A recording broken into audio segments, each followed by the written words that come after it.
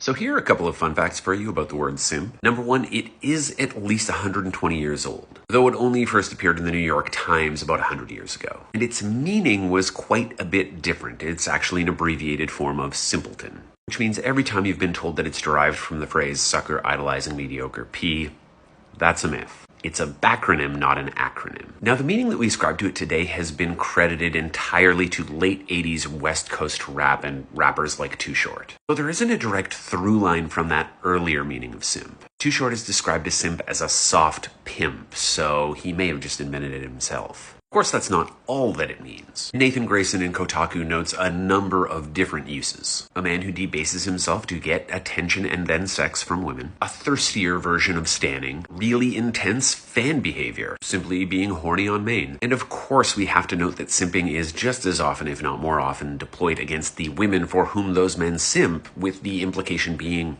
they don't deserve any attention at all. And so whenever I'm called a simp on platforms like this one, I don't have to wonder how they're using it. I do wonder if they know how they're using it, though. Because the verb to simp, just grammatically speaking, usually requires an object. You are simping for someone. You exist in a parasocial relationship with a specific person or people. And the goal is to receive their attention. The problem with the accusation here, well, there are at least two. One is that generalized feminist statements take no object. There is no specific person or people. So if I am simping for all women? And two, since the goal of simping is so often sex, what exactly do you think my end game is? Now, that's not to say that simp is a useless word. It's tremendously useful in the way that all slurs are useful, which is that they tell us a lot about the people who use them. In this instance, telling us that this fella doesn't think that men and women can have anything but a transactional relationship. Men cannot and should not be nice without receiving something in return, whether that's attention or sex. And given that they see relationships as transactional, I also wonder if they understand that they're participating in a sort of